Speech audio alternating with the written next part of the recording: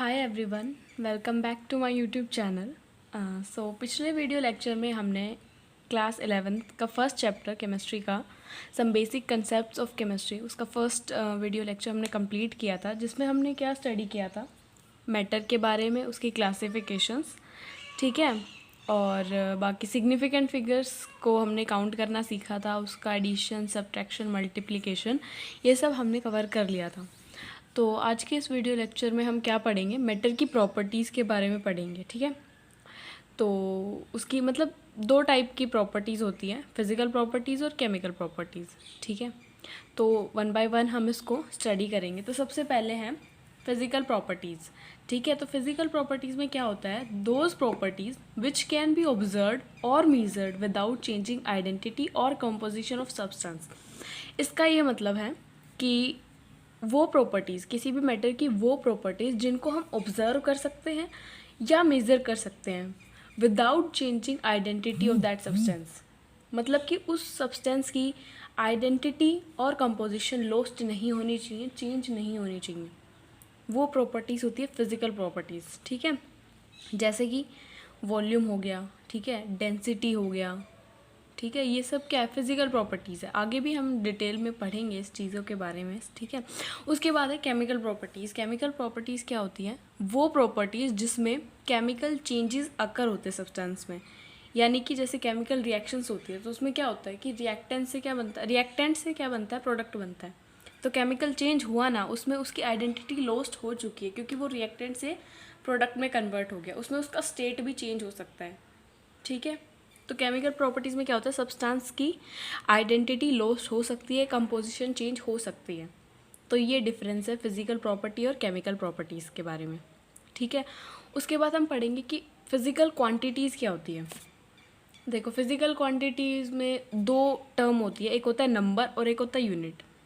हम सबको पता है ये चीज़, ठीक है। नंबर क्या होता है, जैसे कि एक एग्जांपल लेते हैं हम कि 50 मीटर, ये वर्ड हम जब बोलते हैं तो 50 का क्या है, इसमें नंबर है, ठीक है, और मीटर क्या है, यूनिट है।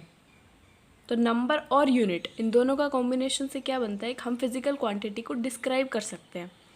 जैसे मैंने यहाँ पे लिखा है 15 kg, 15 क्या है, यहाँ पे नंबर है, ठीक है, और kg किलोग्राम क्या है, यूनिट है, जो कि मास की यूनिट है, ठीक है।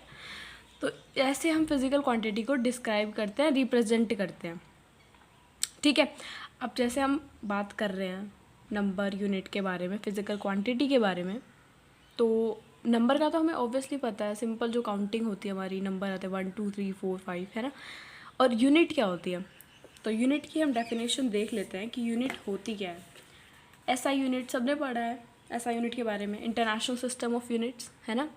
तो यहाँ पे यूनिट की डेफिनेशन लिखी हुई है, a unit is defined as standard of reference chosen to measure physical quantities. एक यूनिट को हम क्या मानते हैं, एक स्टैंडर्ड ऑफ रेफरेंस लेके चलते हैं, ठीक है, जो हम चूज़ करते हैं किसी भी फिजिकल क्वांटिटी को मेज़र करने के लिए, उसको हम यूनिट बोलते हैं, ठीक है। जैसे हम टेम्परेचर है, तो टेम्परेचर की कोई एक यूनिट नहीं है, फ़ारेनहाइट है, सेल्सियस है, केल्विन है। तो वो स्टैंडर्ड ऑफ रेफरेंस जो हम चूज़ करते हैं किसी भी फिजिकल क्वांटिटी को मेज़र करने के लिए, उसको हम एज यूनिट डिफाइन करते हैं, ठीक है। अब यूनिट तीन टाइप की होती है, फंडामेंटल यूनिट, बेसिक यूनिट और थर्ड होती है डिराइव्ड यूनिट, वो भी हम आगे पढ़ेंगे। तो वन बाय वन हम इनको स्टडी करते हैं, ठीक है। तो फंडामेंटल यूनिट्स क्या होते हैं, these are independent and can not be derived from any other units.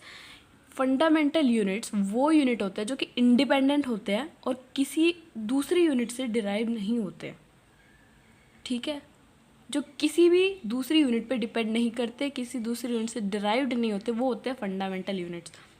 अब कौन कौन सी यूनिट होती है fundamental unit, mass, length and time, इन तीनों की जो यूनिट होती है वो फंडामेंटल यूनिट होती है। कौन कौन सी, मास, लेंथ और टाइम, ठीक है।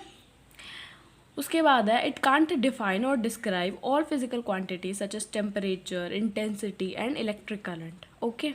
उसके बाद है second type of unit, basic unit.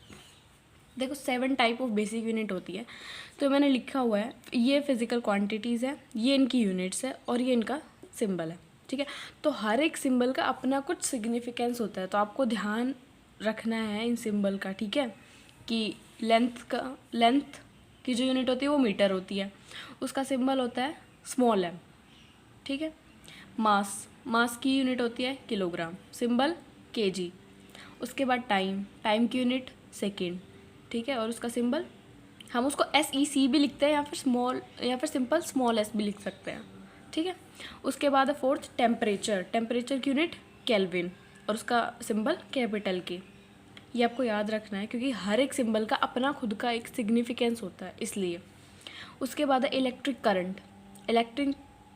Current की जो यूनिट होती है वो होती है एम्पियर और उसका सिंबल होता है स्मॉल AMP, ठीक है, इतना ही लिखते हैं हम। उसके बाद है ल्यूमिनस इंटेंसिटी, इसकी यूनिट क्या होती है कैंडेला, जिसका सिंबल है CD। उसके बाद है अमाउंट ऑफ सब्सटेंस, जिसकी यूनिट क्या होती है मोल में हम मेज़र करते हैं और सिंबल क्या होता है MOL। जैसे हम बोलेंगे कि 5 मोल तो हम लिखेंगे उसको 5 MOL, उसको लिखने का तरीका ये होगा, जो उसको रिप्रेजेंट करने का तरीका, ठीक है। तो अब हम पढ़ते हैं डिराइव्ड यूनिट्स के बारे में कि वो क्या होती हैं। So derived units are basically those units which can be derived from other units. Derived units वो यूनिट्स होती हैं जो कि दूसरी यूनिट से डिराइव्ड होती हैं। दूसरी यूनिट यानी कि फंडामेंटल या बेसिक यूनिट्स। तो ये जो क्या है डिपेंडेंट यूनिट्स होती है, यानी दूसरी यूनिट्स पे डिपेंड करती है और दूसरी यूनिट से ही इनको हम डिराइव करते हैं। एग्जांपल जैसे एरिया, वॉल्यूम, फोर्स, वर्क, इन सब की यूनिट्स क्या होती है डिराइव्ड यूनिट्स होती है। जैसे एग्जांपल वॉल्यूम का फॉर्मूला हमें पता है length into breadth into height, ठीक है। तो लेंथ की जो यूनिट होती है metre into metre into metre, तो मीटर क्यूब, ये क्या होगी वॉल्यूम की यूनिट। तो ये डिपेंड किस पे की यूनिट ऑफ लेंथ, इससे हमने इसको डिराइव किया वॉल्यूम की यूनिट को, ठीक है। तो ये क्या है डिराइव्ड यूनिट है। उसके बाद है एरिया क्या होता है, जैसे हम स्पेसिफिक अभी तो रेक्टेंगल का जो एरिया होता है लेंथ इंटू ब्रेथ होता है, ठीक है। तो मीटर इंटू मीटर यानी कि मीटर स्क्वायर, तो ये भी क्या है डिराइव्ड यूनिट है। उसके बाद डेंसिटी का हमें पता है मास बाय वॉल्यूम होता है, तो मास की यूनिट क्या होती है किलोग्राम और वॉल्यूम की अभी हमने डिराइव की मीटर क्यूब, ठीक है। तो इसको ऊपर ले जाएंगे तो पावर माइनस में चली जाएगी, किलोग्राम पर मीटर क्यूब। और वेलोसिटी क्या होता है डिस्टेंस अपॉन टाइम, डिस्टेंस को मेज़र करते हैं मीटर में, टाइम को सेकंड में, तो मीटर पर सेकंड ये वेलोसिटी की क्या हो गई यूनिट हो गई। उसके बाद है एक्सेलरेशन में पता है क्या होता है, उसको कैसे डिफाइन करते हैं हम, change in velocity per unit time. Change in velocity की अभी हमने यूनिट निकाली थी मीटर पर सेकंड और टाइम की क्या होती है सेकंड, तो उसको ऊपर ले जाएंगे मीटर पर सेकंड स्क्वायर, ये किसकी यूनिट आ जाएगी एक्सेलरेशन की, ठीक है।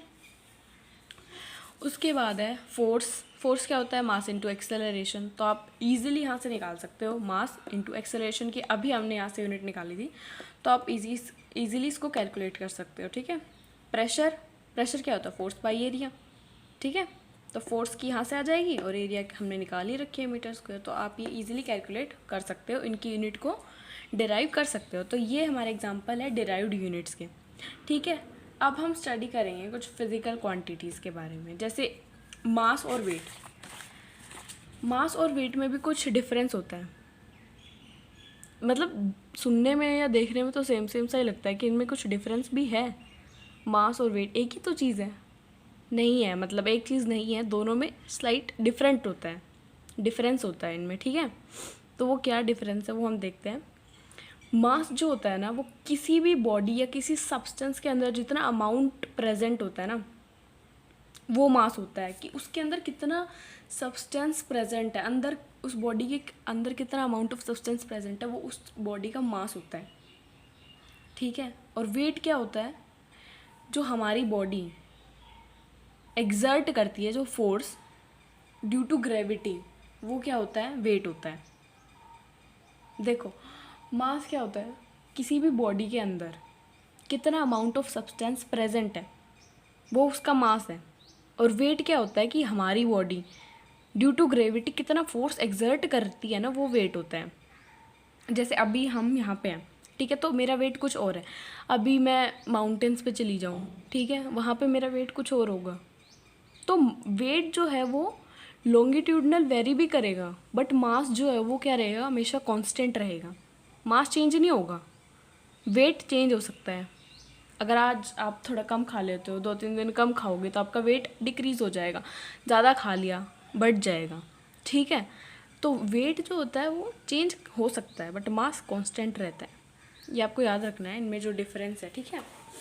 उसके बाद देखते हैं हम यूनिट, मास की ऐसा यूनिट अभी देखी थी हमने किलोग्राम, ठीक है।